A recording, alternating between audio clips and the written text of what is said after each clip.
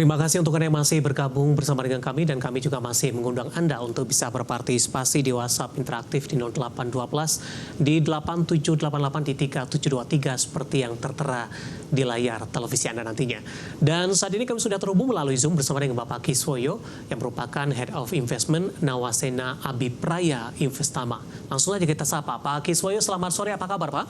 Ya, sore. Baik. Terima kasih Pak Kiswoyo sudah meluangkan waktu di IDX Channel, Pak. Hari ini Rekan Saham Gabungan melanjutkan penguatan Pak Kiswoyo setelah diperdagangkan hari sebelumnya masih mencoba mampu bertahan di level 7.300-an. Penutupan kemarin cukup mepet, Pak, di support 7.300-an, tepatnya di 7.302,585 di penutupan perdagangan kemarin. Analisis Anda, penguatan yang terjadi hari ini di tengah penantian para pelaku pasar rilis suku bunga Bank Indonesia dan juga suku bunga The Fed untuk perdagangan Rabu dan Kamis di pekan ini? Sebetulnya ISG masih uptrend, jadi kita masih mencoba naik selama masih di atas 7250, dia sedang menuju ke arah 7500.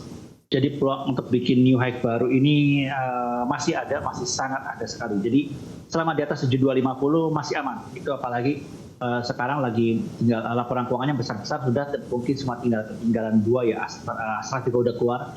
Telkom mungkin yang masih tersisa, terus juga nanti tinggal musim bagi dividennya. Jadi sampai akhir bulan ini harusnya ISG masih aman mencoba bikin new high baru lagi di area sekitar 7.500 seperti itu. Baik, apa yang akan menjadi penopang nantinya Pak Kiswoyo ketika dari perbankan Big Cap ini sudah merilis dividen mereka? Katalis apa nantinya yang akan menjadi penopang untuk new all time high di 7.500? Laporan keuangan kuartal 1. Jadi ini laporan keuangan kuartal 1 yang ditutup buku akhir bulan ini Maret, jadi akan keluar di bulan depan di April, itu paling lama akhir bulan April itu akan keluar laporan keuangan kuartal 1. Diharapkan itu juga akan positif. Jadi karena kita tahu bahwa konsumsi kita tahun kemarin besar karena ada masa kampanye juga. Terus apalagi kita jangan lupa sebentar lagi bulan depan adalah bulan ada Lebaran.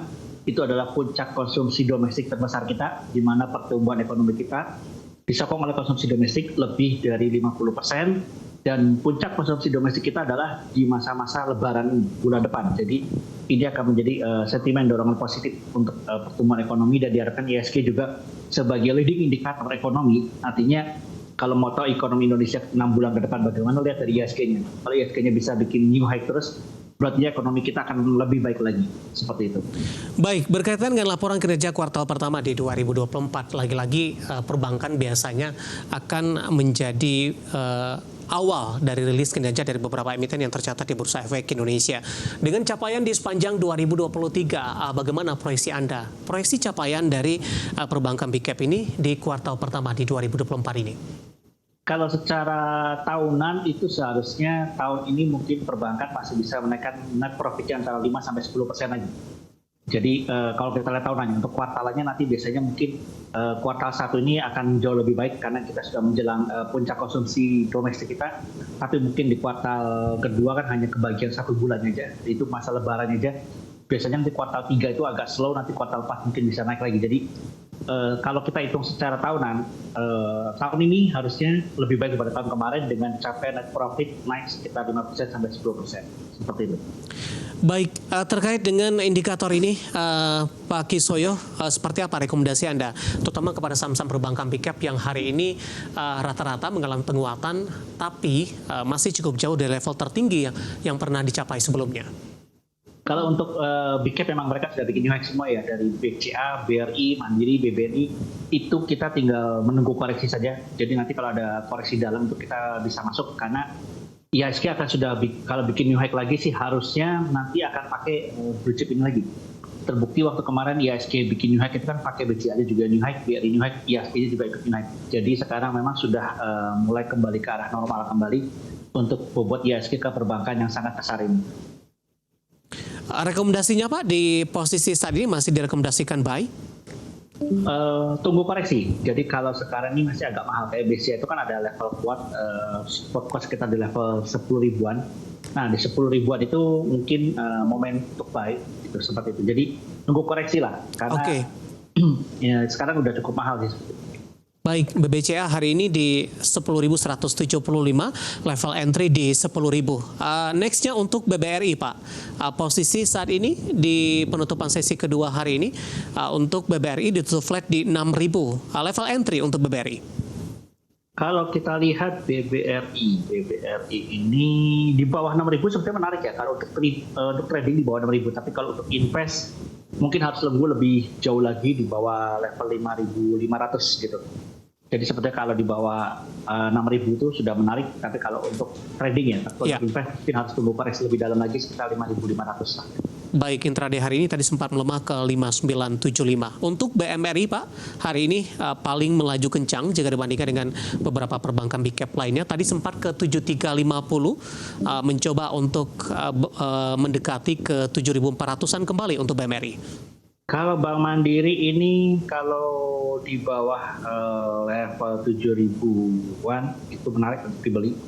Jadi dia memang seperti targetnya adalah harga wajarnya adalah ke arah 8.000 sampai 8.500. Jadi di bawah 7.000 lah atau di bawah 7.100 lah seperti itu untuk menarik untuk dibeli.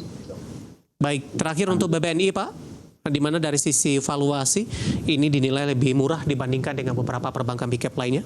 Betul, untuk dari sisi PBP paling murah memang dia, jadi ini sebetulnya di bawah 5.800 ini menarik untuk dibeli sampai 5.500-an gitu.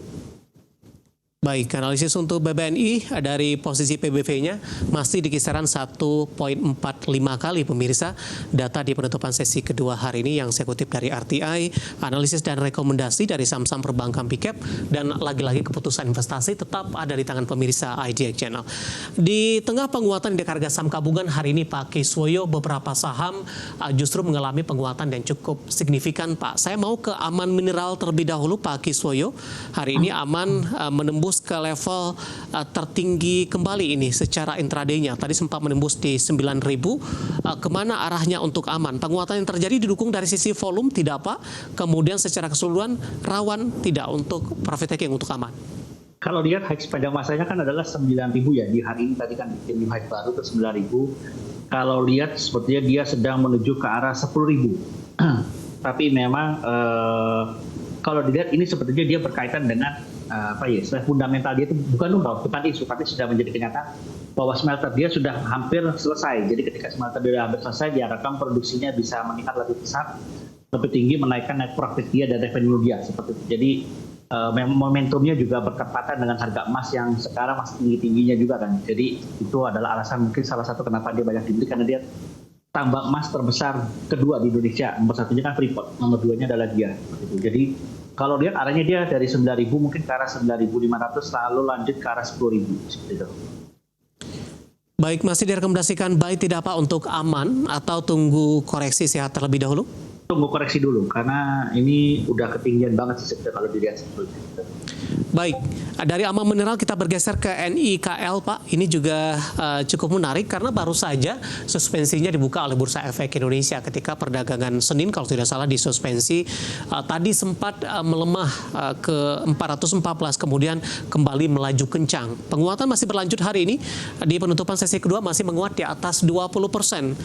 Pak Kiswoyo. Ini untuk NIKL ini plat 5 Nusantara sepertinya dia secara teknikal dia sudah menuju ke arah 700 sih sebetulnya. Kalau ini bisa lanjut terus dia bisa naik ke arah 700. Lalu setelah itu barusan ke arah 750. Ada resist kuat sih di arah 750-an sih seperti itu. 750 sampai 800 itu ada resisten cukup kuat. Jadi nanti resisten cukup kuat dia yang mungkin akan menghentikan laju cepat naik ini area 750 sampai 800 gitu. Oke.